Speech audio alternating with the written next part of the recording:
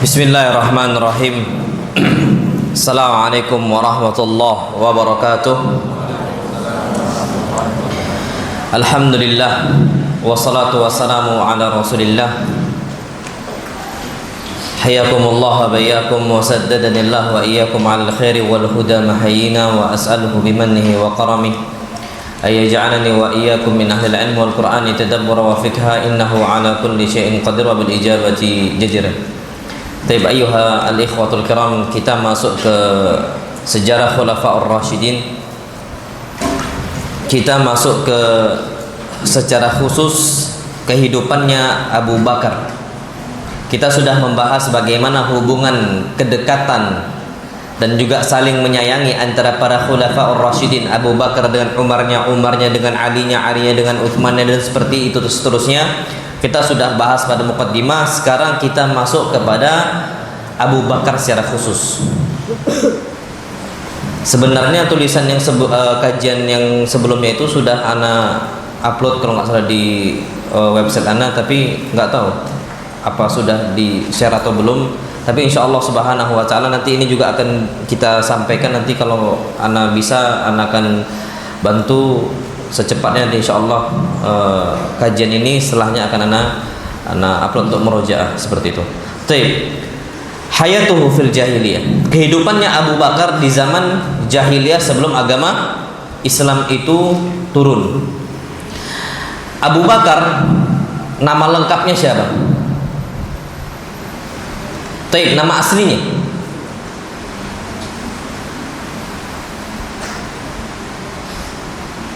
Siapa? Anta arafta Abdullah. Kana ismuhu ismah. Namanya Abdullah. Nama aslinya siapa? Abdullah ibn Uthman ibn Amir ibn Amr ibn Ka'ab ibn Sa'ad ibn Taim. Makanya disebutkan Abu Bakar At-Taimi, Bani Taim. Dan ini dari suku Quraisy. Gelarnya, lakopnya itu dikenal dengan Al-Atiq. Kenapa Al-Atiq? Karena suka membebaskan budak. Saking kayanya Abu Bakar, Masya Allah, dikenal dengan Al-Atiq. Nanti akan anda sebutkan bagaimana kisahnya Abu Bakar, insya Allah kalau nggak sekarang pertemuan berikutnya. Bagaimana beliau ini bisa membebaskan apa? Budak dengan gampangnya. Kita tahu pahala termasuk yang paling besar pahala membebaskan apa? Budak. Bahkan dijadikan kafarat banyak perkara, semisal kafarat berhubungan badan ketika Ramadan, kafarat sumpah. Itu apa kafaratnya? Membebaskan apa? Budak. Jadi besar membebaskan budak. Barang siapa yang membebaskan budak, itu disebutkan dalam sebuah riwayat, Allah subhanahu wa ta'ala akan membebaskan dia punggungnya dari api neraka. Dan Masya Allah tabarakallah rahman, itulah Abu Bakar radhiyallahu ta'ala anhu. Kunyah itu Abu Fulan, Ibn Fulan, bapaknya si Fulan, anaknya si Fulan. Kunyahnya Abu Bakar. Dan julukan yang kedua selain Al-Atiq adalah As-Siddiq. Karena gampang sekali Abu Bakar percaya dengan Nabi kita Muhammad sallallahu alaihi wasallam, mudah sekali. Nah, itu tentang Abu Bakar. Siapa ayahnya? Siapa nama asli ayahnya? Tadi kita sampaikan Uthman, atau juga yang kita kenal dengan Abu Quhafah. Abu Quhafah ini masuk Islam di akhir-akhir. Bahkan disebutkan dalam sebuah riwayat, Abu Quhafah itu masuk Islam ketika Amul Fath, penaklukan apa? Kota Mekah. Dan disebutkan jenggotnya Abu Quhafah itu bidha, putihnya Masya Allah seperti katun.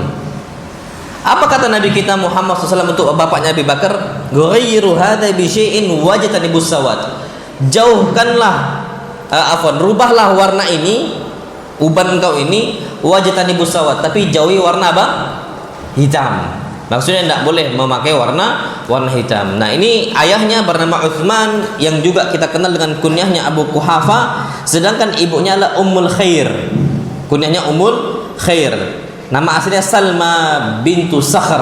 Salma bintu Sakhar, dan dua-duanya berasal dari Bani Taim, satu kabilah. Makanya Anda sampaikan sebenarnya Pak, Masya Allah, kita itu nggak ada masalah nikah itu sedulur.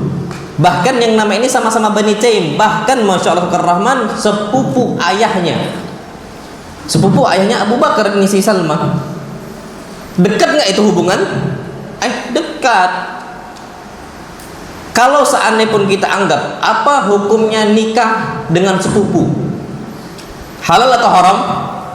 Halal. Karena sepupu ini bukan mahram kita. Makanya ketika lebaran tidak boleh kita berjabat tangan dengan siapa? Sepupu. Hukumnya haram. Nabi kita Muhammad SAW bersabda, Masya Allah Rahman,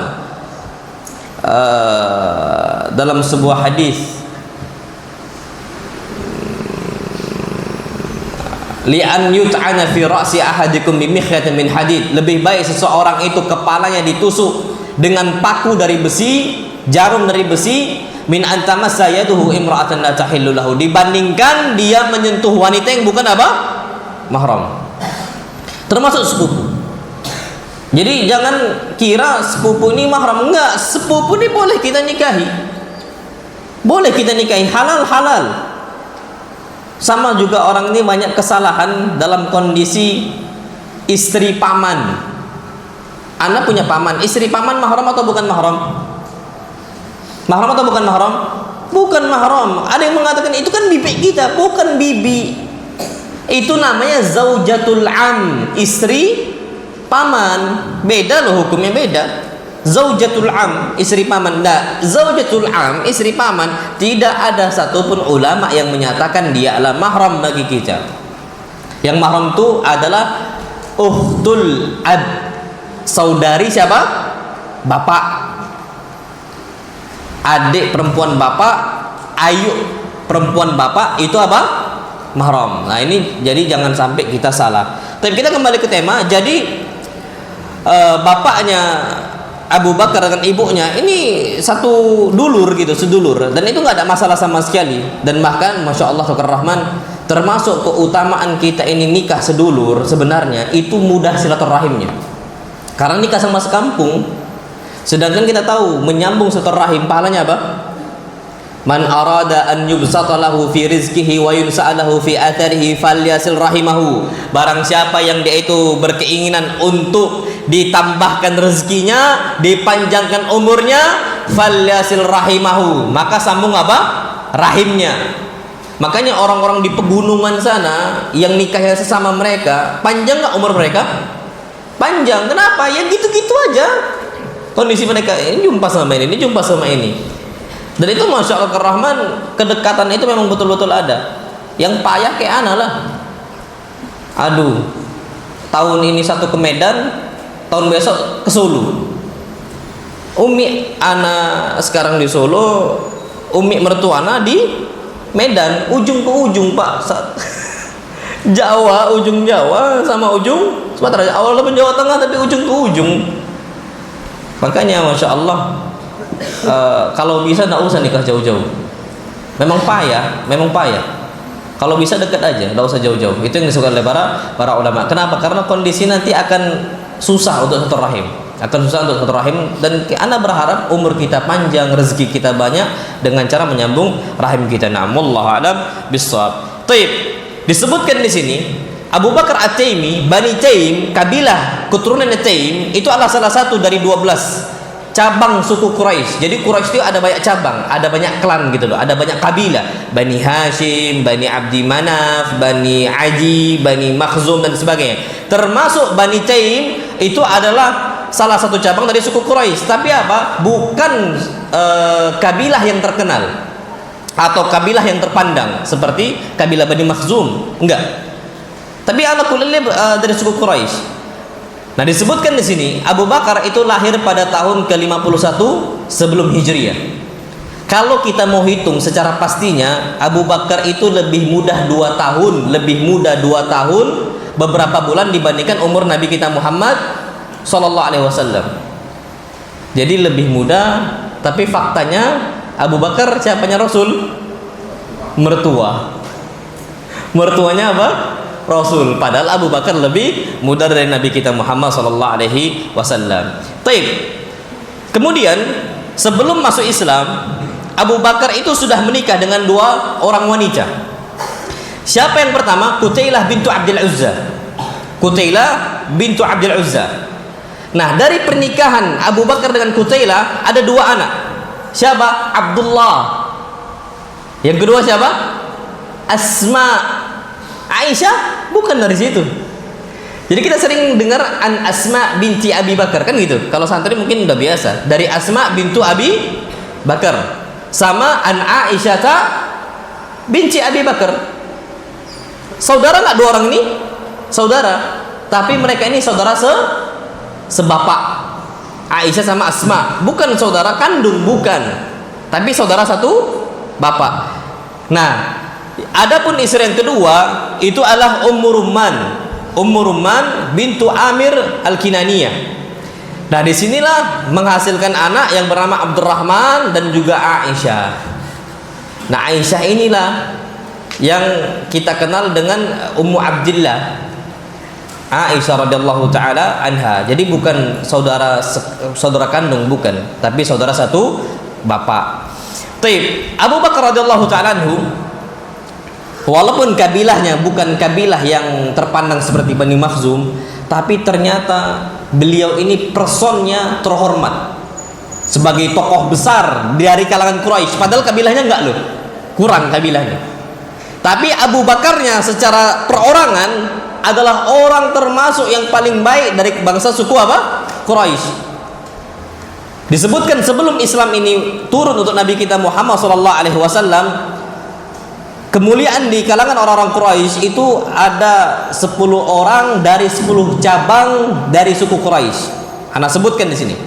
Yang pertama orangnya Al-Abbas bin Abdul Muttalib. Abbas ini berarti dari Bani siapa? Paman Nabi, Bani Al-Hashimi, Bani Hashim. Tugasnya apa? Menyediakan air fi mausimil hajj. Makanya antum kalau lihat sampai sekarang Pak, Masya Allah, sedekah air itu di musim haji, nggak usah musim haji Pak, normal saja di Saudi itu banyak yang ngasih air gratis, bahkan diletakkan. Antum kalau dari hotel semisal berangkat, tapi bukan di Tor Zamzamnya ya, antum lewat dulu nanti di bawah macam kayak flyover itu kan, nanti antum lewat bawah itu biasanya sudah ada yang bagi-bagikan apa? Air free gratis. Untuk orang-orang umrah, mu'tamirun, kalau seandainya kita berangkat semisal ke ziarah, semisal ke perang Uhud, kita lihat gunung Uhud, di situ kan kondisi panas dan sebagainya, sudah ada yang menyediakan air banyak sekali Pak. Ngasih air itu sudah menjadi adat bagi orang-orang Arab. Makanya disebutkan oleh Nabi kita Muhammad SAW, afdalus sadaqah suqyal ma. Sedekah yang paling afdal ngasih air. Makanya kalau bisa buat rumah depan itu sediakan keran untuk umum. Walaupun bukan air untuk minum loh ya, air untuk dipakai mandi, air dipakai untuk nyuci, sediakan saja. Afdalus sadaqah suqyal ma. Dan itu kebiasaan bagi orang-orang Arab zaman dahulu, termasuk Al-Abbas dari kabilah Bani Hashim, itu terbiasa untuk ngasih air. Makanya kalau bisa ngasih air. Kalaulah di sini semisal ada untuk minum bagi jamaah, buat Pak, buat showcase semisal, masukkan di situ minuman seperti ini Pak, masukkan untuk dingin. Setiap kajian jamaah yang mau ngambil, letakkan di luar semisal, keluar ngambil. Apa afdalus sadaqah suqyal ma. Antum bisa laksanakan itu ketika ada fulusnya, nggak ada masalah. Ada tersedia semisal showcase umum masih kosong, karena mau masukkanlah bismillah ya Allah, masukkan. Dan itu pahalanya apa? Besar. Nah, jadi Al-Abbas bin Abdul Muttalib terkenal dengan itu. Kemudian orang kedua Abu Sufyan ibn Harb dari Bani Umayyah. Abu Sufyan, makanya nanti disebutkan Umayyun. Nah, ini dari Bani Umayyah yang memegang apa? Benderanya suku Quraisy. Makanya kalau seandainya tidak ada pemimpin dari suku Quraisy yang jadi pemimpin siapa? Abu Sufyan. Maksudnya jiwa leadernya itu ada, jiwa pemimpinnya itu ada. Orang ketika mendengarkan ucapan Abu Sufyan, mereka akan mengatakan sami'na wa ata'na. Antum tahu bagaimana permusuhannya Abu Sufyan untuk Nabi kita Muhammad SAW, tapi beliau tetap menghormati Abu Sufyan. Bahkan ketika Nabi SAW mau menaklukkan kota Mekah, apa kata Nabi kita Muhammad SAW? Man dakhala fi dari Abi Sufyan fahuwa amin. Masuklah kalian ke rumahnya Abu Sufyan, kalian aman. Jangan keluar, masuk ke rumah Abu Sufyan. Yang masuk fahuwa amin. Menghormati siapa? Abu Sufyan. Masya Allah, terhormat Abu Sufyan, Mak. Makanya kalau seandainya di Quraisy tidak ada pemimpin, niscaya yang jadi pemimpin siapa? Abu Sufyan. Dari suku apa? Bani Umayyah. Dari kabilahnya Bani Umayyah. Baik, kemudian yang ketiga Al-Harith ibn Amir dari Bani Naufal. Al-Harith yang dikenal dengan tanggung jawabnya atas rifadah. Rifadah ini ngasih kebutuhan untuk jamaah haji, makannya, untuk pertamuan istilahnya, bagian diafahnya untuk orang-orang hujjaj, itu adalah apa? Al-Harith bin Amir. Kemudian Uthman ibn Talha dari Bani Abdiddar. Ini semua dari suku Quraisy. Dia ini memegang tugas jaga Ka'bah. Pak, makanya Pak, tugas jaga rumah Allah itu tugas istimewa. Yang ini dipegang oleh Uthman ibn Talha. Itu Pak terpandang. Sekarang ya Allah, orang memandang sebelah mata untuk marbot. Untuk apa? Marbot. Setahu ana Pak, orang yang mengelola masjid, orang-orang terpandang di Timur Tengah. Yang megang kunci Ka'bah nggak sembarangan, Pak. Siapa yang bisa masuk Ka'bah kecuali orang-orang yang memang jasanya besar untuk Islam, yang mengatur urusan kaum muslimin, itu dikasih izin untuk itu. Besar Pak, termasuk Uthman ibn Talha. Nah, kita sekarang memandang orang yang ngurus masjid apa? Orang rendahan. Dan itulah Masya Allah Pak ya, kalau bisa sebenarnya jangan dipandang sebelah mata, jangan direndahkan. Kastanya jangan direndahkan. Bahkan mereka adalah orang tertinggi. Sama seperti kasus Pak Ustadz yang kastanya kan mungkin sebagian masyarakat awam itu membeda-bedakan di antara para asatidzah. Yang dianggap paling rendah Ustadz ngajar Iqra. Padahal enggak Pak, orang yang terbaik, Ustadz yang terbaik, Ustadz yang ngajar Iqra. Loh, apa dalilnya? Nabi SAW bersabda, khairukum man ta'allamal Qur'ana wa 'allama. Kan gitu hadis Nabi. Sebaik-baik kalian adalah orang yang mengajarkan Quran dan belajar Quran.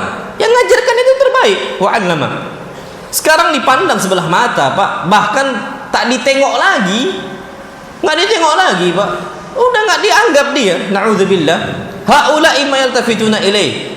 Kita ini nggak memandang mereka bagaimana kondisi hidup mereka. Padahal orang-orang zaman dahulu Pak, orang yang mengajarkan Quran itu dipegang betul oleh Nabi kita Muhammad SAW. Makanya Pak, para sahabat itu udul, thiqat mereka itu percaya, ilmunya banyak, tapi untuk menjadi qurra'us sahabah terpilih, menjadi qurra' qari'nya Al-Quran dari kalangan sahabat nggak sembarangan Pak. Ada orang-orang tertentu saja, nggak bisa sembarangan. Dan itu bahkan disebutkan jumlahnya mereka itu ma'dudah, terhitung. Bisa kita apa? Bisa kita hitung.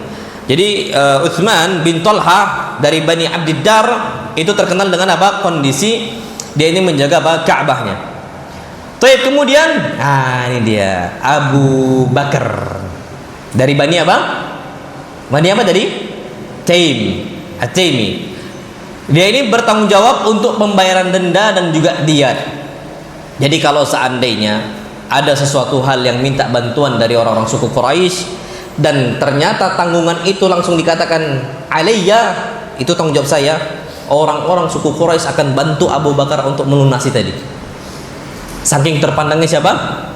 Abu Bakar radhiyallahu taala anhu. Jadi orang-orang yang punya tanggungan A, tanggungan B, tanggungan C, tanggungan D, kalau seandainya diambil oleh Abu Bakar, pada kondisi Abu Bakar ngambil, orang akan bantu Abu Bakar.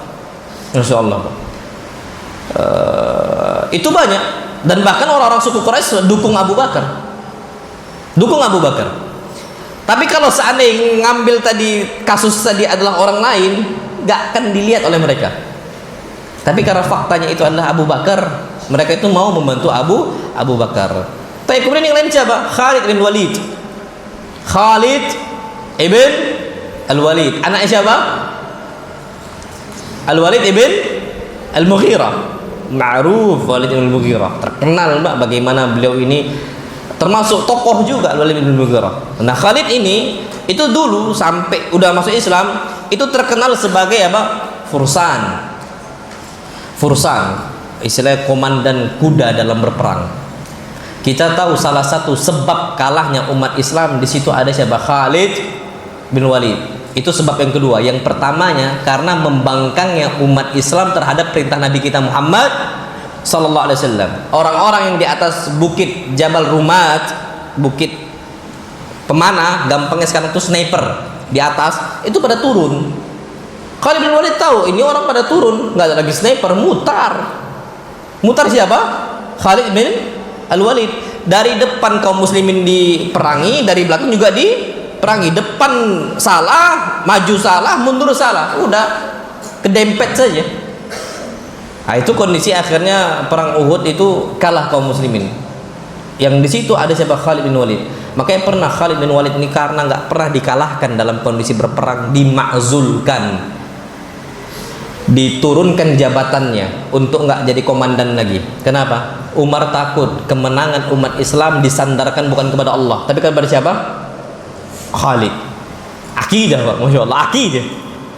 Gak mau Umar bin Khattab ada seseorang meyakini kemenangan sebabnya ada Khalid.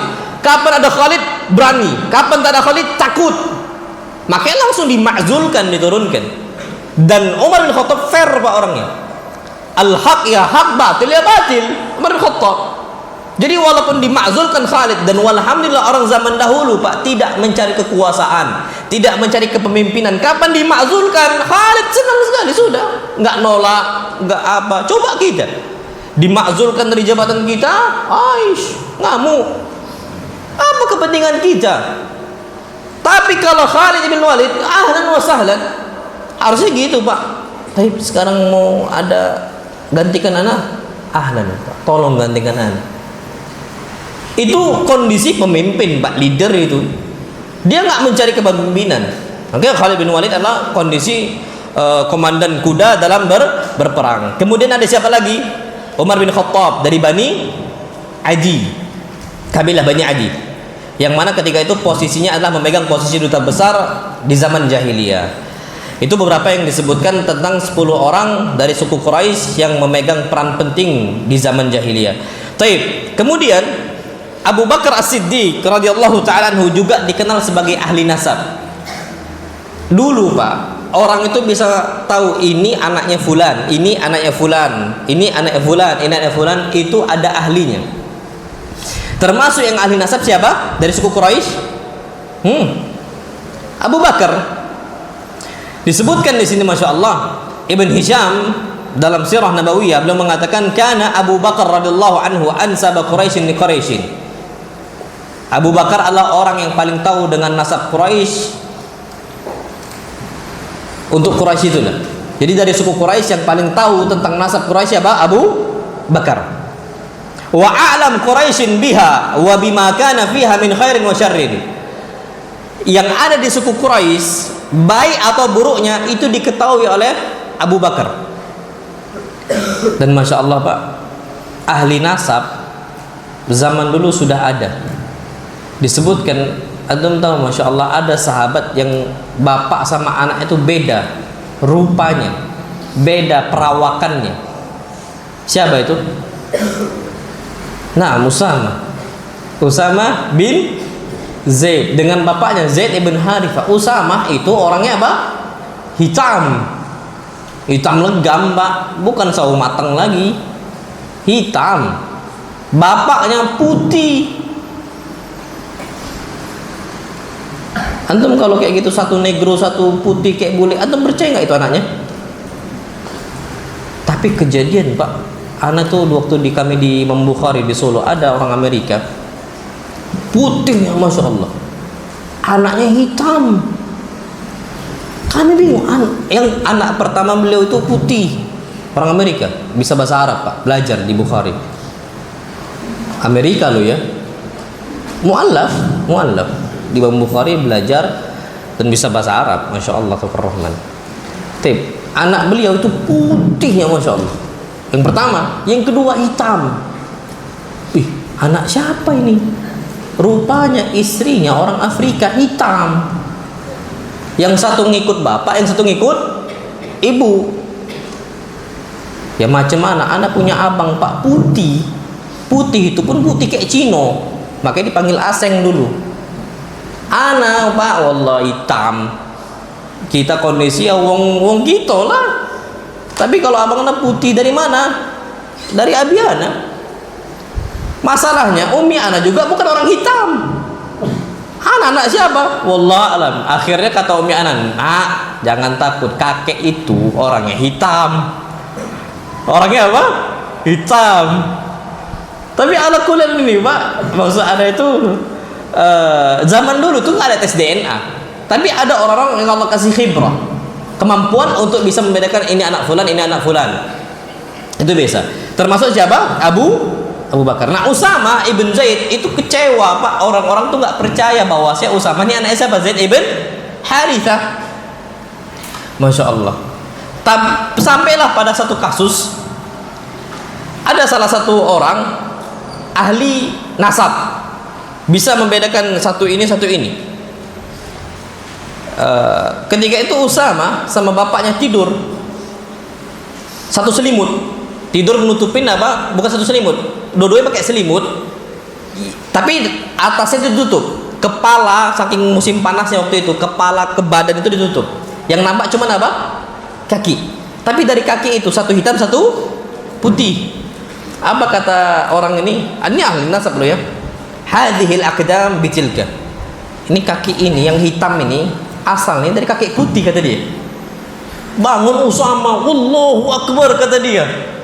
Fafarihtu bihi. Aku langsung senang dengan ucapan siapa? Orang ahli nasab tadi. Fa akhbartu Rasulullah sallam. Aku kabarkan kepada Nabi kita Muhammad sallallahu alaihi wasallam.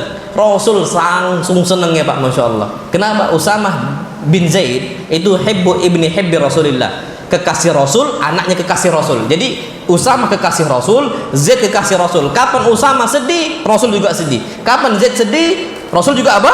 Sedih. Makanya ketika dakwah di Taif yang nemani Nabi SAW ketika luka siapa? Zaid ibn Harithah. Memiliki kedekatan yang betul-betul dekat juga dengan apa? Nabi kita Muhammad SAW. Nah itu ahli nasab itu Pak, seneng masya Allah. Itu kondisi. Jadi termasuk yang ahli nasab itu adalah Abu Bakar. Taib. Gimana kondisi habaib yang lagi ramai diperbincangkan? Pak, kalau ana nggak bisa mengatakan itu bukan keturunan Rasul. Kalau memang sudah ada bukunya, nggak usah diragukan lagi, Pak. Bahaya kalau kita ragukan. Sudah ada istifadah.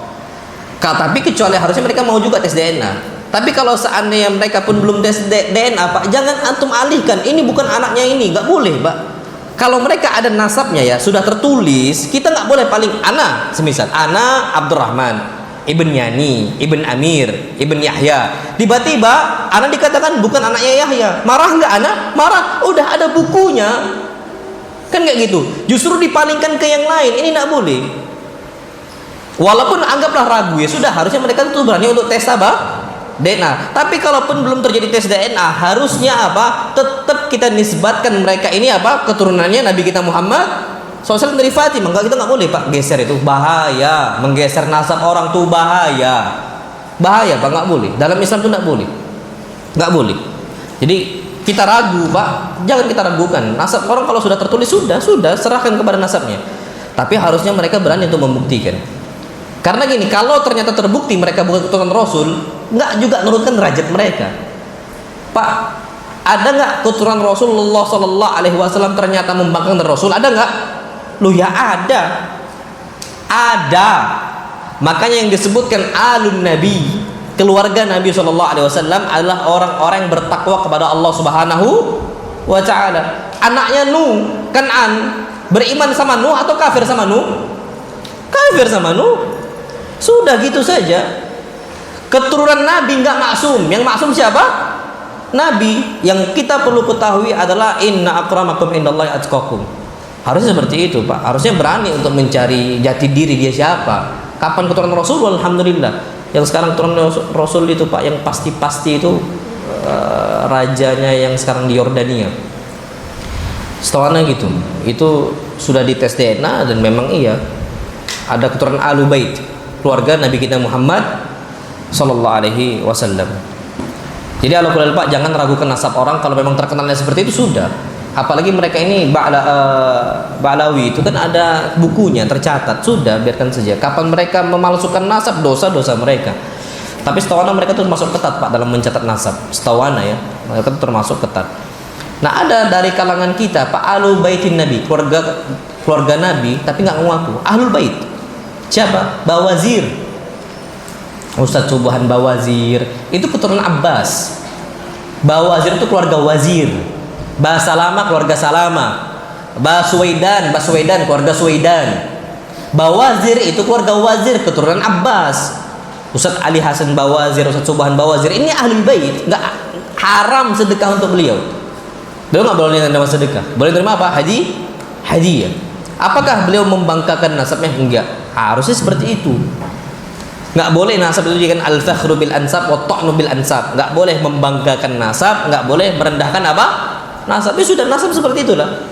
Yang penting kita nisbatkan seorang kepada bapaknya. Wallahu a'lam bishawab. Tapi disebutkan di sini wa kana rajulan dza khuluqin wa ma'rufin. Abu Bakar terkenal dengan seseorang yang akhlaknya mulia sekali dan juga memiliki kebaikan yang banyak sekali. Wa kana rijalu Quraisy ya'tunahu. Orang-orang Quraisy itu pada berdatangan untuk Abu Bakar, dicari, Pak. Dicari. Wa ya'lafunahu, dan merasa nyaman untuk duduk sama Abu Bakar, Pak. Kalau tiba-tiba orang datang bertamu, itu berarti orang yang baik akhlaknya. Sekarang, Pak, antum bisa jumpai pejabat-pejabat? Enggak, susah. Nabi semua bisa datang. Wa ya'lafunahu. Orang-orang datang kepada Nabi SAW bisa jumpai kapan saja. Nggak ada yang walaysa inda babihi bawwabun. Nggak ada di depan pintu rumah Nabi itu orang-orang jaga rumah Nabi, nggak ada. Sudah, orang bisa ngetok bebas. Dan ini kondisi Masya Allah termasuk Abu Bakar seperti itu. Wa ya'lafunahu. Mereka itu nyaman untuk duduk dengan Nabi kita Muhammad SAW. Kenapa? Disebutkan Masya Allah li'ilmihi, karena wawasan ilmunya yang luas. Makanya, Pak, kalau bisa jadilah orang yang berwawasan luas. Agamanya kita luaskan, terutama agama. Antum mungkin nggak asing, Pak, dengan cerita yang sudah disampaikan Ustaz Khalid Basalamah, bagaimana khalifah bisa tunduk dengan siapa? Dengan Atha, seorang budak. Seorang apa? Budak. Ngantri mau nanya sama ini mufti ketika haji. Sampai apa kata khalifah ini ketika pulang? Jangan engkau itu rendahkan diri engkau dengan tidak mengetahui ilmu agama. Pulang harus jadi ilmu agama. Jadi disebutkan orang-orang Quraisy itu senang dengan Abu Bakar li'ilmihi, karena memang ilmunya, wawasan itu luas. Yang kedua, wa tijaratihi. Memang orangnya orang yang pebisnis.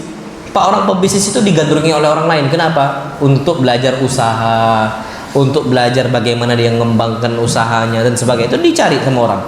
Wa husni mujalasatihi, dan beliau kapan duduk bersama yang lain, beliau itu bagus akhlaknya dan juga apa? Adabnya ketika bergaul. Tapi disebutkan di sini sifat yang lain Abu Bakar. Wa kana tajira. Abu Bakar adalah seorang tajir. Apa tajir?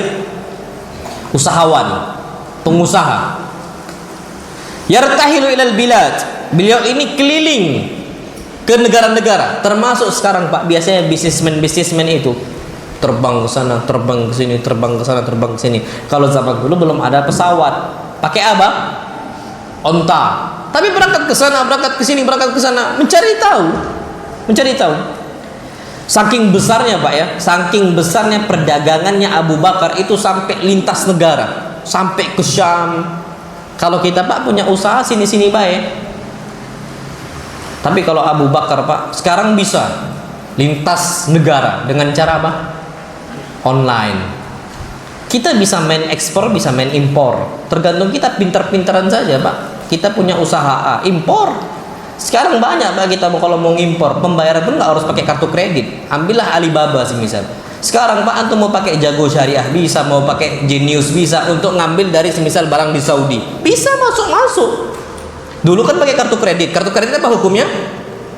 Haram. Sekarang bisa Pak dengan model sekarang online, nggak usah harus hutang dulu ke bank, dipinjemin ke bank sekian dan sebagainya, enggak. Udah bisa sekarang Pak pakai kartu debit biasa tuh udah bisa. Pembayaran bagaimana dimudahkan di saat ini. Impor ekspor dan sebagainya. Itu bisa. Untuk zaman kita sekarang, makanya sekarang anggaplah perkopian sekarang. Sekarang termasuk tinggi-tingginya sekarang usaha orang-orang ini untuk ekspor apa? Kopi, dan bahkan termasuk kopi terbaik di dunia, Indonesia itu. Kenapa ekspor? Dan matinya kita kena inflasi itu gara-gara apa? Banyaknya impor. Apalagi dulu kasus apa? TikTok apa? Shop apa? Yang sampai ditutup sama pemerintah kan? Iya kan, TikTok Shop itu kan, murah-murah nih kan Pak. Kayak mana mau bersaing kita? Memang paling bagus nggak terjadi inflasi itu barang-barang kita, semua kita muternya di kita. Kalau bisa kita ekspor kayak gitu. Ini dari luar ya sudah Pak, habis lah, hancur. Makanya nilai mata uang tuh nggak lagi ada harganya, semua dengan impor. Makanya kalau bisa memang ekspor dan sebagainya. Abu Bakar terbiasa untuk hal itu, untuk ngekspor biasa. Abu Bakar keluar ngekspor Pak, Abu Bakar ke Syam. Keluar kemana? Ke Yaman. Ngekspor loh Abu Bakar di zaman itu. Bagaimana perkembangan Mekah tuh besar. Kenapa? Ya tadi dengan perdagangan mereka. Disebutkan di sini yartahilu ilal bilad. Beliau ini masuk ke negara-negara wa dakhala Busra asy-Syam. Masuk ke kota Busra di negara Syam. Wa kana ma'a Abi Thalib. Kasusnya ketika itu Abu Bakar bersama kafilahnya siapa? Abu Thalib. Pak, Abu Thalib orang kaya atau orang miskin? Kaya atau orang miskin? Miskin. Makanya nggak bisa kita katakan jadilah pedagang, niscaya kita akan kaya. Abu Thalib pedagang bukan? Pedagang, ekspor dia ini, bukan lagi importir pemainnya, ekspor, keluarkan. Kaya atau miskin? Miskin. Keluarga Nabi yang termasuk miskin Abu Thalib sampai Ali bin Abi Thalib, siapa yang nanggung kehidupan Ali?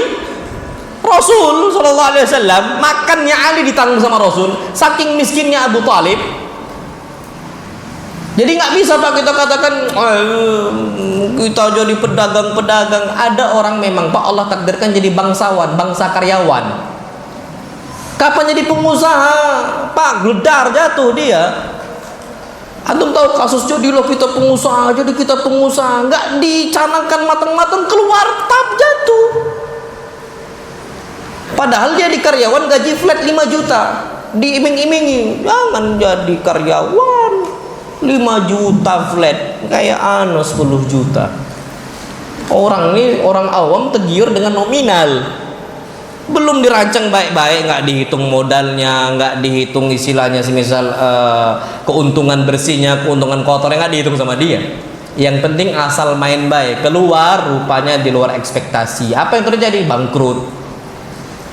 Makanya Pak, Allah sudah takdirkan. Allah berfirman dalam Al-Quran Karim, Allah Subhanahu wa Ta'ala yang membagikan ma'isyah mereka, bainahum ma'isyatum. Allah yang membagikan di antara mereka ma'isyah mereka. Ada yang Allah takdirkan untuk jadi pengusaha, ada yang Allah jadikan karyawan. Makanya kita jangan Pak tergiur dengan orang-orang yang jual kelas. Jual apa? Kelas seminar. Kali mereka kaya gara-gara apa? Duit kelas tadi. Dari situ duit modalnya jadi kekayaan. Itu Allah alam bisawab. Jadi Abu Thalib termasuk orang miskin dan dia adalah orang tajir, orang apa jual beli. Taib. Udah adzan ya? Fadhal adzan kita nikah badal adzan. Fadhal.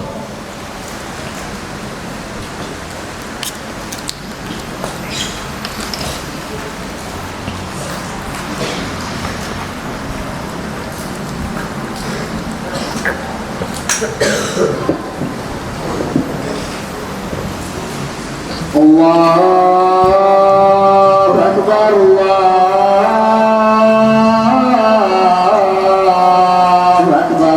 Allahu Akbar, Allahu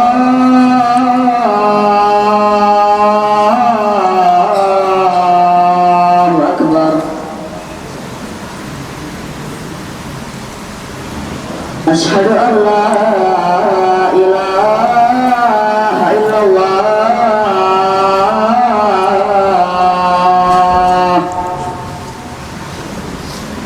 Asyhadu an la ilaha illallah.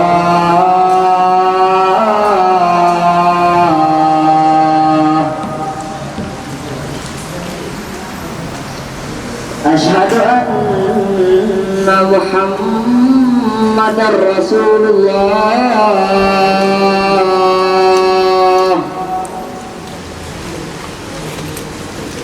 Asyhadu anna Muhammadar Rasulullah.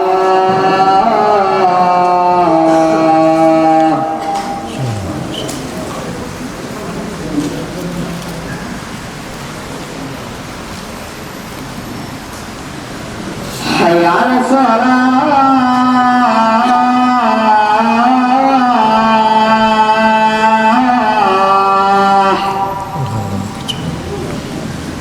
Hayya 'alas salah.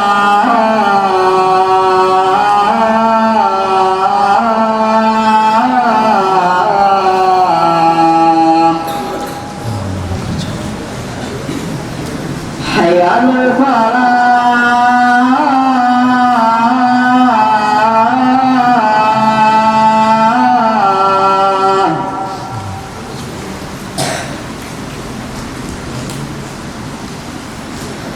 Hayya 'alal falah.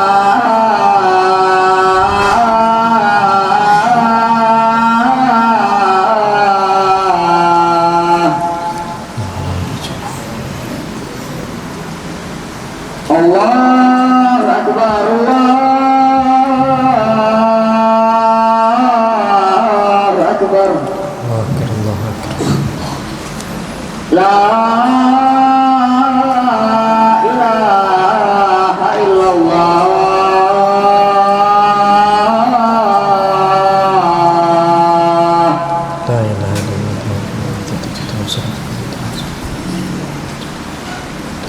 Baik.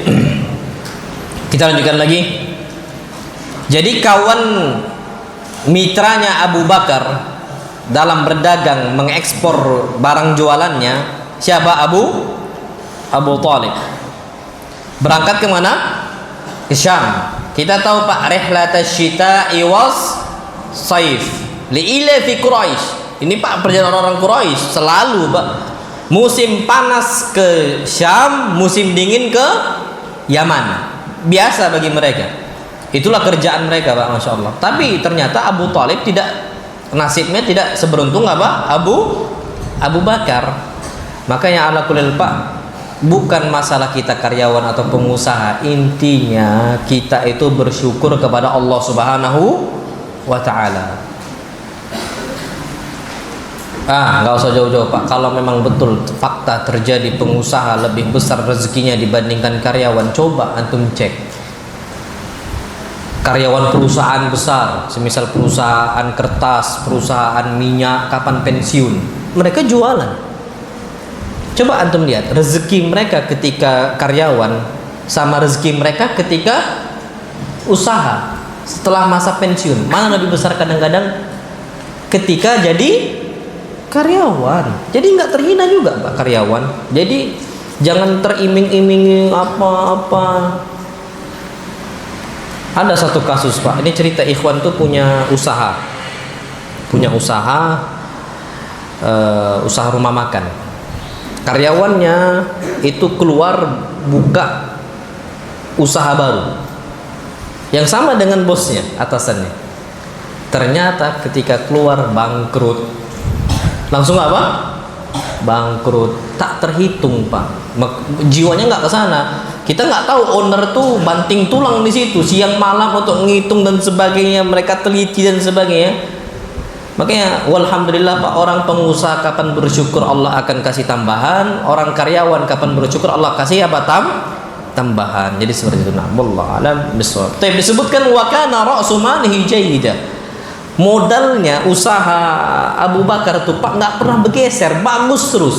Jadi nggak pernah modalnya itu dipakai untuk apa kehidupan Abu Bakar, nggak pernah tersentuh. Jayyid, bagus Pak. Yang dipakai cuma keuntungan bersih saja. Keuntungan modal itu nggak pernah terpakai Pak. Terus diputar, terus diputar, terus diputar. Karima, beliau ini adalah orang yang karim. Apa karim? Dermawan, suka ngasih. Fakana yunfik min manihi fi karamihi. Beliau ini adalah orang yang hobi berinfak, hobi bersedekah dengan kedermawanannya. Anda sudah sebutin kalau nggak salah di sini Mistah. Mistah ini adalah orang yang ditanggung hidupnya oleh Abu Bakar. Nuduh Aisyah berzina dengan Sofwan ibn Mu'attal. Marah Abu Bakar, ditarik Pak langsung bantuan itu, di stop langsung bantuan itu sama Abu Bakar. Nggak lagi dibantu sama Abu Bakar bulanannya. Udah nggak dibantu lagi. Langsung turun firman Allah SWT, wala ya'tali ulul fadli minkum wassa'ah.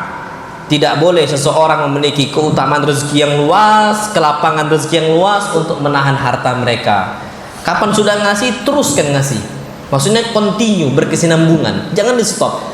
Kan dia nuduh anak saya, sudah kalau 8 tobat, sudah tobat, selesai. Karena faktanya Mistah tobat atau nggak tobat? Tobat Mistah, dan dicambuk karena nuduh orang sudah berzina, sudah tobat Mistah.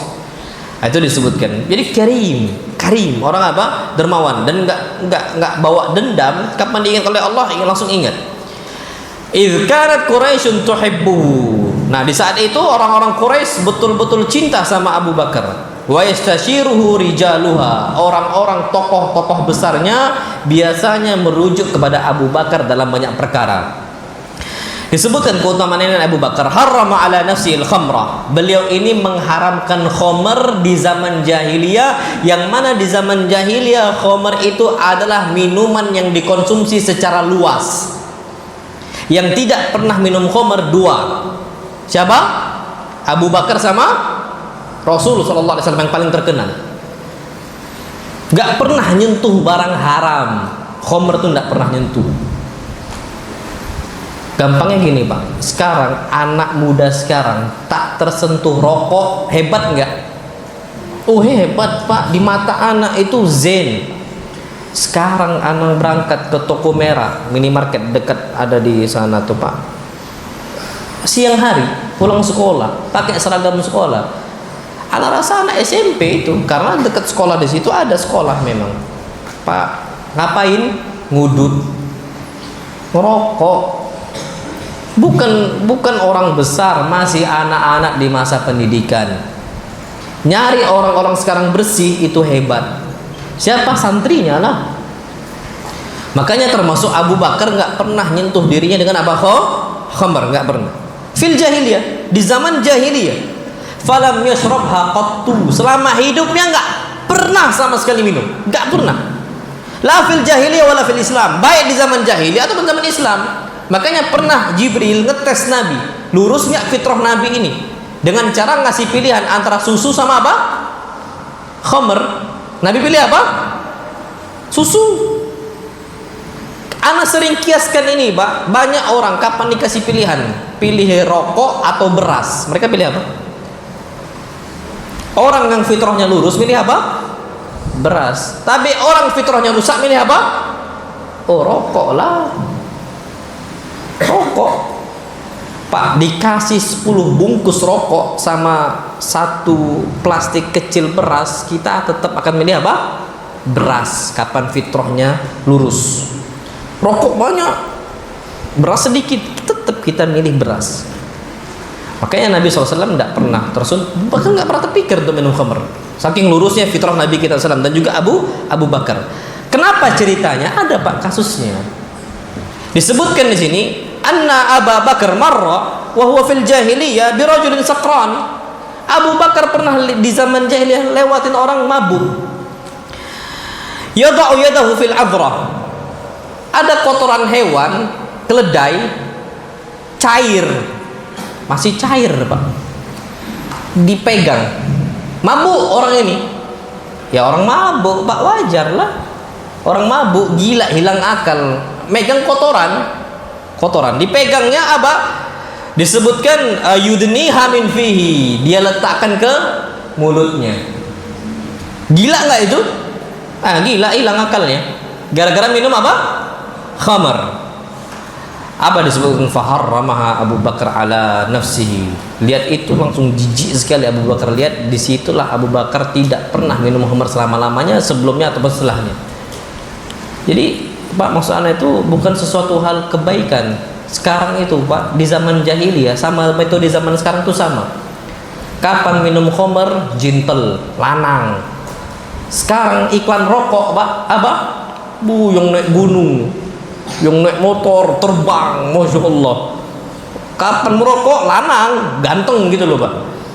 Tapi kapan yang tak merokok, cupu. Apa? Cupu. Itu digambarkan sama di zaman jahiliyah. Metode ini akan terus sama sampai mati. Yakin anda sampai mati? Bagaimana mereka itu bisa untuk mempromosikan apa? Khamar tadi. Tarwijul khumur wa tarwijud dukhan. Mereka gunakan dengan apa? Kejantanan.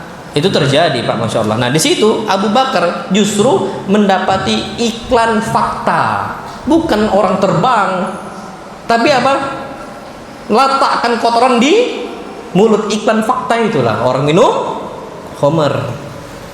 Harusnya Pak, yang iklan khamar itu adalah orang kanker, ininya bolong, mulutnya kanker, itu harus diiklankan. Tapi tetap aja Pak, diletakkan di situ. Dulu rokok dapat menyebabkan impotensi, serangan jantung, kanker, terus apa lagi, gangguan kehamilan, dan masih merokok, masih diganti lagi rokok apa, membunuhmu, masih enggak, masih dikasih gambar lagi Pak, yang bibir ya, na'udzubillah udah rusak kayak gitu Pak, kerongkongan juga rusak kayak gitu, tenggorokannya rusak kayak gitu, masih enggak, masih. Setan semua itu dua syaitan Pak. Sampai kapan nggak tahu, jangan sampai mati. Kata Nabi kita Muhammad man syariba summa, barang siapa yang minum racun, fasummuhu fi yadihi yaumal qiyamah yatahassah, pada hari kiamat racun itu akan di tangannya, rokok itu akan Allah balikkan lagi ke tangan dia, yatahassahu finnar, dia hirup di api neraka. Stop Pak, jangan Allah wafatkan kita dalam kondisi mati merokok, jangan. Kita nggak pernah tahu Pak kapan mati. Ini peganglah ucapan anak Pak ya, kita nggak pernah tahu mati kapan. Yang anak takutkan Pak, mati kita masih dalam kondisi merokok. Anak cuma sampaikan itu, kita nggak pernah tahu Pak amal apa yang bisa memasukkan kita ke dalam api neraka. Yang anak takutkan rokok. Jadi berhentilah sekarang. Itu wasiat anak. Nah ini Abu Bakar dan anak bukannya merendahkan atau enggak Pak, sama-sama kita itu ingin mengobati kasus tadi, sama-sama anak harapkan seperti itu. Jadi kita hindarkan penyakit apa untuk merokok. Allah alam bisawab. Makanya apa kata Aisyah radhiyallahu anha, ini anaknya sendiri, putri beliau sendiri mengatakan, wallahi ma qala Abu Bakar syi'ran fi jahiliyatin wala Islam. Demi Allah, Abu Bakar tidak pernah mengucapkan syair-syair, nggak mau. Yang sering diucapkan oleh Abu Bakar adalah Al-Quran. Al-Quran. Syair-syair di zaman Islam ataupun di zaman jahiliyah nggak pernah diucapkan oleh Abu Bakar. Walaqad taraka huwa wa Utsman syurbal khamr fil jahiliyah. Abu Bakar sama Utsman meninggalkan apa, khamr di zaman apa, jahiliyah. Umar masih dulunya. Padahal termasuk sebab pengharaman khamr gara-gara siapa? Umar. Tapi Umar dulu mantan, pernah minum apa, khamar di zaman jahiliyah. Yang nggak pernah tuh Utsman, Abu Bakar, dan juga Nabi kita Muhammad sallallahu alaihi wasallam. Sama Ali lah, jelas Ali. Kalau Ali ibn Abi Thalib, wallahu alam bisawab. Itu tentang Abu Bakar. Ini pertanyaan banyak Pak. Insya Allah kita lanjutkan pada pertemuan berikutnya tentang Abu Bakar. Ini belum masuk apa-apa nih Pak, masih apa ceritanya Abu Bakar, keutamaannya Abu Bakar, wallahu alam. Jazakumullah khair. Salam Ustaz, apakah boleh berwudu dalam kamar mandi syukur? Nah, boleh. Tapi mengucapkan bismillahnya jangan di dalam kamar mandi. Wajib nggak membaca bismillah? Wallah alam, ana condong kepada pendapat ulama yang mengatakan membaca basmalah hukumnya wajib untuk berwudu. Apa dalil Nabi? Beliau mengatakan la salata illa biwudu, tidak sah salat seorang kecuali dengan wudu. Wala wudu'a illa liman wala wudu'a liman lam yadhkur ismallah, dan tidak sah wudu seorang ketika nggak mengucapkan bismillah. Jadi ana berpendangan bahwasanya hukumnya wajib membaca bismillah, tapi jangan diucapkan ketika dalam kamar mandi. Kapan? Sebelum masuk kamar mandi. Jadi dijamak, Pak. Kita niatkan untuk wudu plus untuk kita niatkan masuk dalam kamar mandi. Kenapa? Karena hadis Nabi kita Muhammad sallallahu alaihi wasallam, satru ma baina a'inil jinni wa aurati bani Adam, penutup matanya jin sehingga tidak bisa melihat auratnya bani Adam. Idza dakhala ahadumul khala, ketika bani Adam masuk ke dalam kamar mandi, an yaqula bismillah, ketika bani Adam mengucapkan apa? Bismillah. Nah, wallahu a'lam bissawab. Bismillah. Kenapa agama Syiah sangat membenci Aisyah dan sahabat Nabi Abu Bakar, Umar dan Uthman? Jazakumullah khair. Udah sampaikan, karena mereka merasa bahwasanya khilafahnya Ali direnggut paksa oleh Abu Bakar, Umar sama Uthman. Jadi benci betul. Kata mereka harusnya yang lebih berhak untuk menjadi khalifah, al-aula bil khilafati Ali bin Abi Thalib ba'da Rasulillah. Kata mereka, yang lebih berhak itu adalah Ali, bukannya Abu Bakar, bukannya Umar, bukannya Uthman, tapi Ali. Apa kata mereka? Hatta Nabi kita Muhammad SAW, ini kata Syiah, yang jadi Nabi itu bukan Nabi Muhammad, tapi harusnya Ali. Kata mereka Jibril itu salah turunnya ke Muhammad, harusnya turun ke Ali. Dikira picek gitu, Pak. Ini ngawur ini Syiah ini. Salah pula, salah alamat. Kurir, Pak, salah alamat tercela nggak? Kurir salah alamat tercela nggak? Baik. Alamatnya ke Padat Karja, diantar ke Tanjung Raman. Dihina nggak sama sesama kurir? Dihina lah. Jibril tak tahu Muhammad. Apa kata malaikat maut? Pasti dihina, Pak. Nggak mungkin tak tahu, tak mungkin tak tahu. Makanya ini penghinaan Syiah untuk malaikat Jibril. Saking hulunya mereka, saking hulu Pak Syiah itu terhadap apa. Makanya kenapa mereka benci Abu Bakar, Umar, Uthman? Karena kata mereka dirampas haknya Ali oleh mereka bertiga. Salam Ustaz, apa dalil dilarang merokok? Syukron. Nabi SAW mengatakan la dharara wala dirar. Tidak boleh membahayakan diri sendiri dan tidak boleh membahayakan orang lain. Perokok aktif tidak lebih berbahaya dibandingkan perokok pasif. Taib, kan khilaf para ulama, ada yang mengatakan makruh, ada yang mengatakan haram. Jangan tanya ulama dalam masalah racun bahaya tubuh atau enggak, tanya ke siapa? Dokter. Anggaplah ulama masih khilaf, masih berselisih pendapat, dokter ijma. Sampai dokter yang rokok pun ngomong bahaya rokok. Anak kenal dengan salah satu dokter masih merokok, ngomong bahaya rokok itu. Tahu dia, tahu. Makanya Pak Ana sampaikan, ijma dokter mengatakan rokok apa? Bahaya. Nah, kalau zaman dulu belum ada namanya itu adalah pemeriksaan penelitian secara khusus. Wajar zaman dulu, zaman sekarang Pak udah bisa dicek dengan gampang. Makanya sepakat dokter itu ijma rokok itu apa? Berbahaya. Kalaulah memang tak berbahaya, suruh istri rokok, suruh anak kita ngerokok, sudah itu saja. Pak, antum tahu kasus orang di ruqyah, setannya minta apa? Lihat orang rokok, kata dia, minta apa? Rokok. Setan tuh Pak, hobi. Makanya udahlah merokok pakai tangan kiri pula. Kawan setan merokok pakai tangan kiri di kamar mandi. Udah klopnien, Mbak, klopnien. Makanya jangan sampai kita merokok. Betul Pak, betul. Allah a'lam.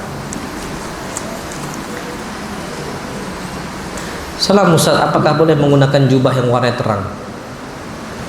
Kayaknya akhwat nih maksudnya. Kalau akhwat boleh. Anda nggak tahu nih akhwat atau ikhwan. Kayaknya akhwat. Apa hukum akhwat memakai jubah yang terang boleh. Aisyah disebut dalam Sahih Bukhari muallaq, labisat Aisyah asfar. Aisyah memakai baju warna kuning terang bercampur merah. Perempuan boleh pakai warna baju pink, warna kuning, merah, halal. Aisyah pakai warna terang. Tapi kebiasaan orang zaman dulu pakai warna gelap. Dua-duanya boleh. Yang afdal yang gelap, pakai terang boleh. Enggak ada masalah sama sekali. Mau pakai warna hijau, hijau botol, hijau toska, hijau apa lagi? Hijau daun. Semua boleh, halal. Halal. Wallahu a'lam. Salam Ustaz, naik di luar tema. Apa ada sholat untuk lulus pondok? Bid'ah. Apa? Bid'ah. Yang ada sujud syukur. Sujud syukur dalam kondisi banyak hal. Mengkhususkan sholat habis wisuda, bid'ah. Yang ada sholat habis nikah, syukur kepada Allah. Yang kedua, memulai pertama kali dengan berjamaah. Saya pemimpin, kamu makmum. Mulai, Pak. Antum dulu sholat enggak? Mungkin istri membangkang karena dari awal enggak dimulai dengan itu. Harusnya dimulai dengan itu, Pak. Jadi istri tahu, Dek, adik bawan abang sholat sambil abang. Apa yang abang lakukan, ikuti selama bukan maksiat. Harusnya gitu, Pak. Nah, kalau antum belum, nikah lagi? Enggak. Sholatlah. Sholat sama istri, bukan nikah lagi. Sholat lagi, Pak, sama istri berjamaah. Wallahu a'lam.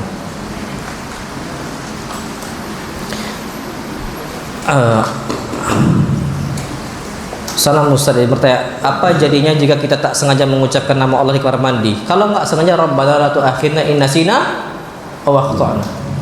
Istri anak masuk rumah, assalamualaikum, anak kamar mandi, wassalam, astagfirullahaladzim. Padahal nggak nyebut nama Allah, waalaikumsalam gitu kan? Ngerasa ya Allah, ngapa disebut? Udah kadang-kadang waalaikumsalam, astagfirullah, kamar mandi. Itu kondisi orang refleks saja. Rabbana la tu'akhidna in nasina aw akhtana. Ya Allah, jangan adab kami kalau kami keliru, tak sengaja atau kami lupa. Salam Ustaz, izin bertanya, kalau kita punya hutang tapi kita lupa berhutang kepada siapa? Nah, ini saking seringnya berhutang ini caknya. Gimana Ustaz? Taib, niatkan untuk sedekah. Itu seakan-akan kita nggak menjumpai orang yang kita kenal dulu. Kita berhutang sama fulan, tapi nggak tahu apa sudah meninggal ataukah tidak. Sudah niatkan untuk dia, gitu saja. Karena Allah tahu kondisi siapa yang kita berhutang kepada dia. Wallahu a'lam. Salam Ustaz, apakah pedagang pekerjaan yang paling baik? Termasuk yang baik. Tapi ada juga yang karyawan najar, tukang kayu, baik juga. Yang penting, Pak, kata Nabi SAW, inna nabiyallah ya'malu bi'amali yadihi, ya'kul min amali yadihi. Nabi Daud itu makan dari hasil usaha tangannya. Yang penting berusaha, bukan minta usaha. Bismillah. Jadi kalau pedagang, ada doanya. Nabi mendoakan keberkahan untuk para pedagang. Jadi bisa kita karyawan plus pedagang, kecil-kecilan nggak apa-apa, kecil-kecilan. Salam Ustaz, izin bertanya di luar tema, apakah boleh cium kaki anak yang tak hafid 30 juz seperti Syekh Ali Jabir? Nggak boleh. Nggak boleh. Emang beliau nyium kaki? Ada? Nggak boleh. Sampai sujud ya maksudnya. Kalau sampai sujud nggak boleh, Pak. Hadis Nabi kita Muhammad SAW, "Lau kuntu amiran ahadan an yasjuda li ahadin la amartul mar'ata an tasjuda li zawjiha." Kalaulah aku dibolehkan oleh Allah untuk memerintahkan seseorang untuk sujud untuk orang lain, niscaya aku perintahkan siapa? Istri sujud kepada suami. Makanya pernah Nabi SAW itu lagi berjalan, tiba-tiba ada sahabat itu berangkat ke Syam, melihat orang-orang pendeta itu, para pengikutnya sujud untuk para pendeta. Apa kata mereka? An-nabiyyu aula wa a'zam bisujudi lahu. Nabi itu lebih layak untuk kita persembahkan sujud untuk beliau. Pendeta masa dikasih, Nabi nggak dikasih? Pulang mereka langsung sujud. Langsung Nabi marah. Kata Nabi SAW, "Lau kuntu amiran ahadan." Kalau aku memang dibolehkan oleh Allah untuk memerintahkan orang lain sujud kepada orang lain, yang aku perintahkan siapa? Istri untuk sujud kepada suami. Tapi pertanyaannya, gimana kondisi Allah memerintahkan malaikat untuk sujud kepada Adam itu zaman sebelum munculnya agama Islam. Kaidahnya syar'u ma qablana syar'un lana ma lam tukhalif ma lam yukhalifi syar'. Syariat sebelum kita adalah syariat bagi kita selama tidak menyelisih syariat kita saat ini. Itu dia. Semisal apa syariat zaman dulu menyelisih syariat kita? Syariat taubat. Syariat taubat di zaman Musa dengan cara apa? Bunuh diri. Faqtulu anfusakum dzalikum khairul lakum inda bari'ikum fataba 'alaikum, kata Allah. Musa mengatakan, kalian mau bertobat sama Allah, bunuhlah diri kalian. Itu lebih baik untuk kalian di sisi Allah Subhanahu wa taala. Maka di sisi Allah akan terima tobat kalian. Kalau kalian enggak bunuh diri, tidak diterima. Kalau kita kayak gitu, Pak, habis umat Islam. Berapa banyak kita berbuat dosa? Habis. Makanya syariat itu dihapus, mansuh istilahnya. Zaman kita sekarang, Nabi pertama diturunkan perintah. Ada nggak syariat yang mansukhah, syariat yang dimansuh? Ada nggak? Ada.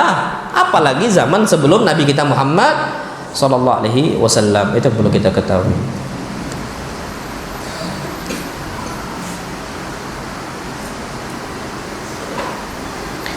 Soalan Ustaz mau nanya, apakah kita boleh menikah dengan adik sepupu yang umurnya 22 tapi kita umurnya 23? Apakah boleh? Boleh. Lebih tua 10 tahun pun boleh. Ada sepupu perempuan kita 20 tahun lebih tua dari kita, boleh dinikahi? Halal, halalan thayyibah. Halal. Salam Ustaz, izin bertanya di luar tema, apakah boleh kita menolak tawaran orang tua untuk masuk pondok dan kita ingin masuk sekolah negeri? Syukran. Taib. Apa kata Nabi kita Muhammad sallam, ridullah fi ridul walid. Ridhonya Allah ada di ridho siapa? Orang tua. Balikannya wasakhatur rabbi fi sakhatil walid. Murkanya Allah dimurkai siapa? Orang tua.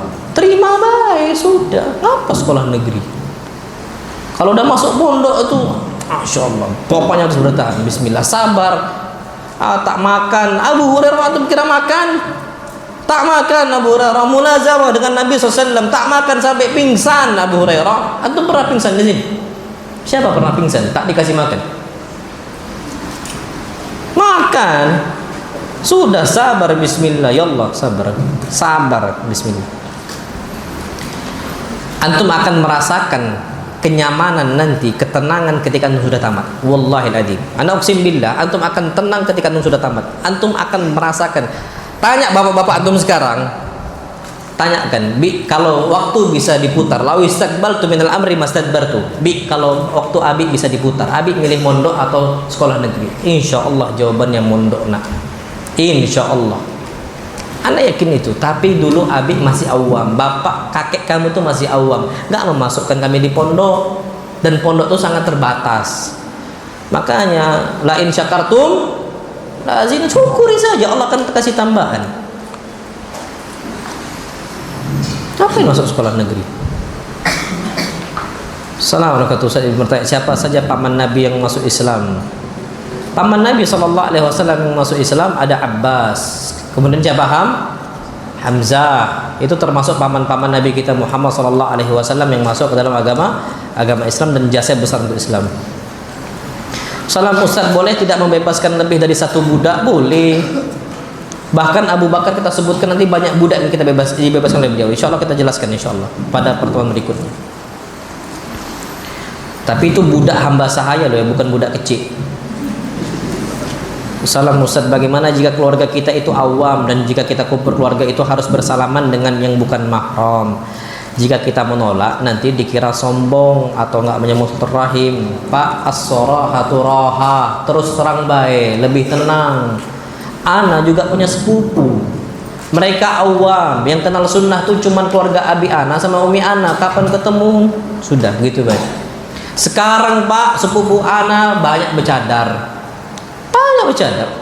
Dari mana mereka? Dari kita. Ana tidak pernah nyuruh paman-paman Ana sholat.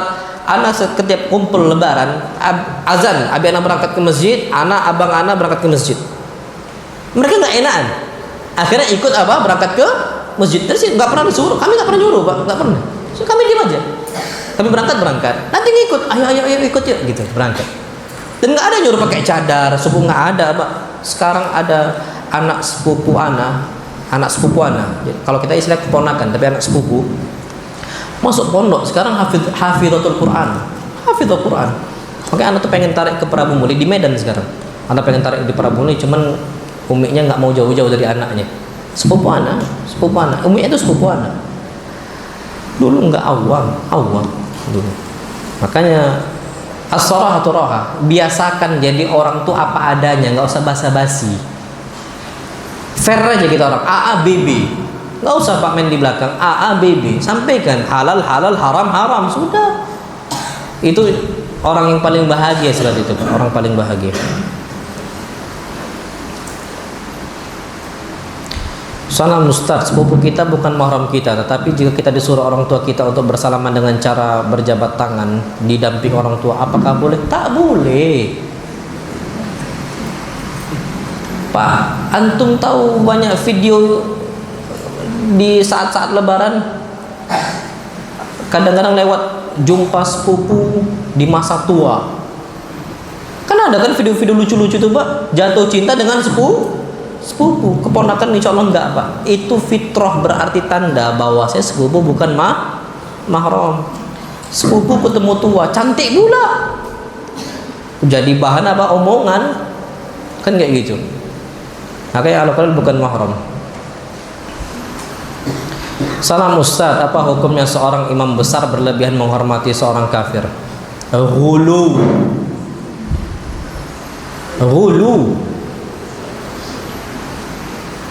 Iyyakum wal ghuluwa fid din. Hati-hati kalian dari sikap ghulu dalam urusan agama.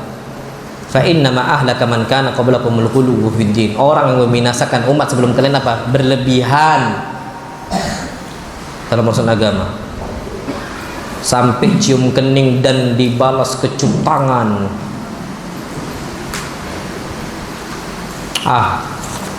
Nggak masuk dia ini, Pak. Ana mending nyium tangan ikan paus kalau betangan. Kalau betangan ikan paus ya. Ana mending cium tangan ikan paus. Ana tahu ngarahnya kemana. Ana ada khutbah Jumat tentang masalah itu. Ana sampaikan apa kata Hudzaifah.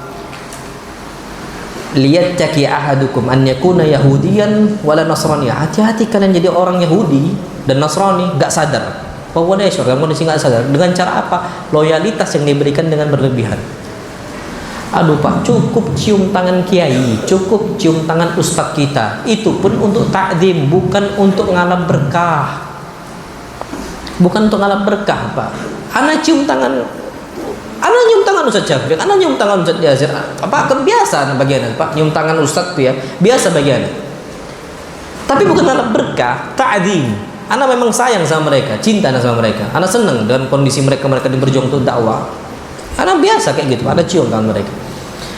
Tapi kalau dengan kondisi seperti itu, Pak, untuk sampai nggak tahu Ana ya. Banyak loh Pak yang kita itu bisa kita hormati. Apa kata Allah? La tajidu qauman yu'minuna billahi wal yawmil akhir yu'aduna man hadallaha wa rasulah.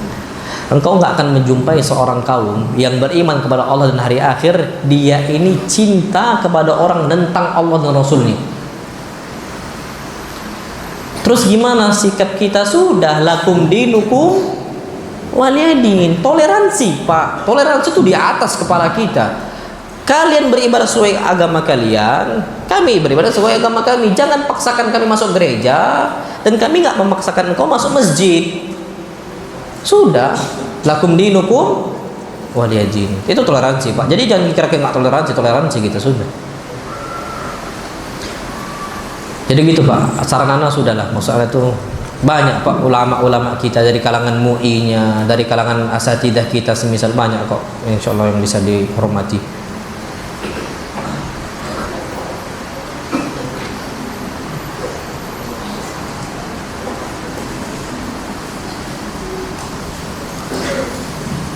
Aduh.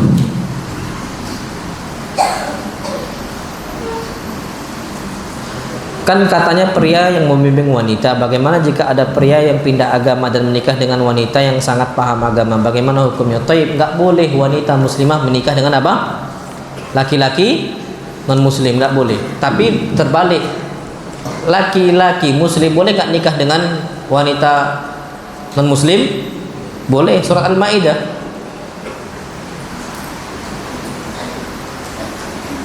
Al-yawma uhilla lakumut thayyibat wa ta'amul ladzina utul kitaba halal lakum wa ta'amukum halal lahum. Terus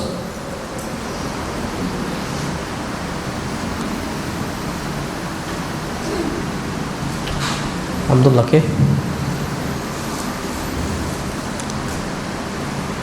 Lupa. Kalau wanita muslimah nggak boleh nikah dengan wanita musyrikah. Wala tunkihul musyrikati hatta yu'minna wala amatun mu'minatun khairun min musyrikati walau a'jabatkum wala tunkihul musyrikina hatta yu'minu. Wanita muslimah jangan dinikahkan dengan laki-laki kafir. Wala abdun mu'minun khairun min musyriki walau a'jabakum. Laki-laki budak laki-laki muslim lebih baik dibandingkan laki-laki kafir. Wallahu a'lam.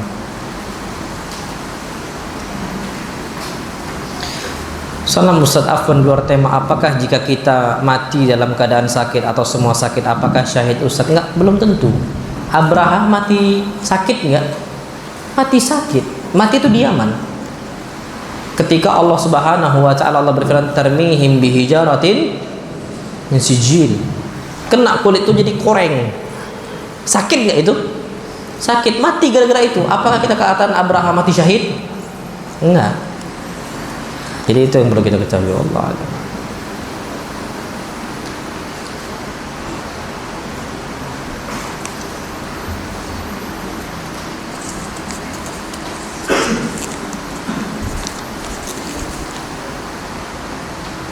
Salam Ustaz, apakah menjadi pemain bola itu pekerjaan yang halal? Nampak nak lututnya? Nampak nak pahanya? Kapan azan stop enggak main bolanya? Kapan ternyata itu bisa ditutup pahanya? Bisa ditutup. Yang kedua, kapan sudah waktu sholat langsung stop? Halal. Halal. Enggak haram. Halal. Karena main bola, apa hukumnya main bola? Halal.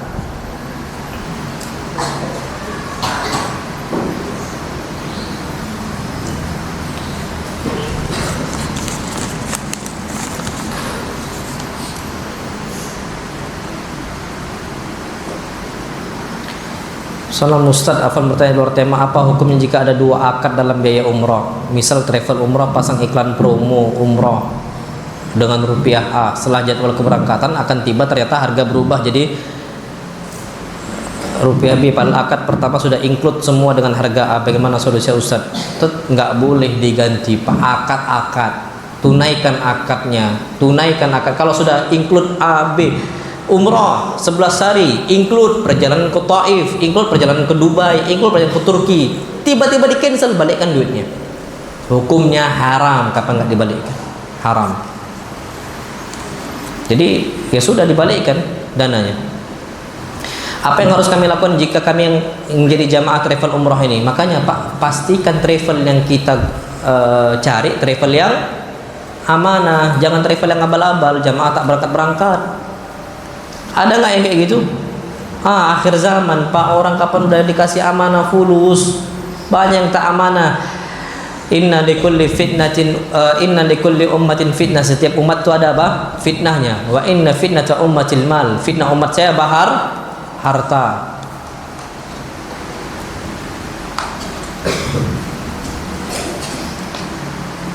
Salam Ustaz, mengapa orang-orang Syiah sesat benci kepada Aisyah istri Rasul? Walaupun orang Syiah percaya kepada Rasul. Karena Aisyah anak siapa? Abu Bakar. Itu masalahnya kasusnya. Nah, Syiah ini tertutup, padahal sudah ada ayat dalam Al-Qur'an Al-Karim. Allah berfirman, "At-thayyibatu lit-thayyibina wat-thayyibuna lit-thayyibat." Wanita yang baik untuk laki-laki yang baik dan laki-laki yang baik untuk wanita yang baik. Sekarang kalau Aisyah ternyata untuk Rasul ini sepakat nggak kita baik? Oh sepakat, berarti Aisyah apa otomatis baik. Nah itulah akhirnya mereka kebingungan sendiri untuk membantah itu ayat itu, dan mereka yakini ada ayat itu dan mereka nggak memansuhkan itu ayatnya ada. Itu mereka kebingungan. Salam Ustaz, apakah hidup seorang yang memiliki penyakit hati, iri, dengki akan tenang? Nggak akan tenang. Ada satu ucapan ulama, wallahi bagus banget sekali. Al-hasad da'un munsif. Hasad, iri, dengki itu penyakit yang paling adil. Kenapa? Dia itu pertama kali yang dia sakitin adalah pelakunya sebelum korbannya. Na'udzubillah, A hasad sama B. Yang pertama kali sakit hati siapa? A sebelum B. A melihat kondisi B punya kendaraan baru. Mulutnya panjang sekali. B tenang aja dia naik motor baru, alhamdulillah, masya Allah. Yang sebelah sakit hati. Makanya penyakit yang paling adil kata para ulama, daun munsif apa? Hasad. Makanya nggak akan tenang Pak hasad itu, orang yang hasad. Janganlah Pak hasad, jangan. Salam Ustaz yang bertanya, jika kita bertobat minta ampun, apakah di akhirat dosa kita, perbuatan kita tetap terhisap dan dihukum? Syukron. Naam, tetap dihisap, dihukum terserah Allah. Nah, tapi Pak ada kasus kita berbuat dosa. Nama Allah tuh ada dua Pak, Ghafur sama Afu. Ghafur itu Pak mengampunkan, tapi tetap dihisap. Afu diampunkan, dimaafkan, seakan-akan kosong betul-betul dari awal. Makanya kita diperintahkan bulan Ramadan mengucapkan Pak, Allahumma innaka afuwun tuhibbul afwa fa'fu anna. Itu kata para ulama bedanya afu sama maghfirah. Allahumma ighfirli wa tub alayya. Maka kita ucapkan untuk orang mayit apa? Allahumma ighfir lahu warhamhu wa'afihi wa'fu anhu. Jadi dipakai maghfirah, dipakai sama afu. Itu bedanya Pak. Bahasa Arab dalam Pak. Bahasa Arab itu dalam. Itu bedanya. Salam Ustaz, apakah benar saat kita membaca tahiyat di sholat kita dengan jari telunjuk bergerak atas bawah? Baik, disebutkan dalam sebuah riwayat Imam Ahmad, Wa'il ibn Hujr mengatakan, karena Rasulullah sallallahu alaihi wasallam idza jalas, Nabi sallallahu jika duduk, asyara bisababati, beliau itu isyarat dengan apa? Telunjuknya. Yuharrikuha wa yad'u biha. Nabi SAW gerakkan sambil berdoa. Kalau nggak bergerak nggak doa. At-tahiyatu lillahi wa salawatu wa thayyibat. Syahadat nggak berdoa. Tapi ketika berdoa, beliau apa? Gerakkan.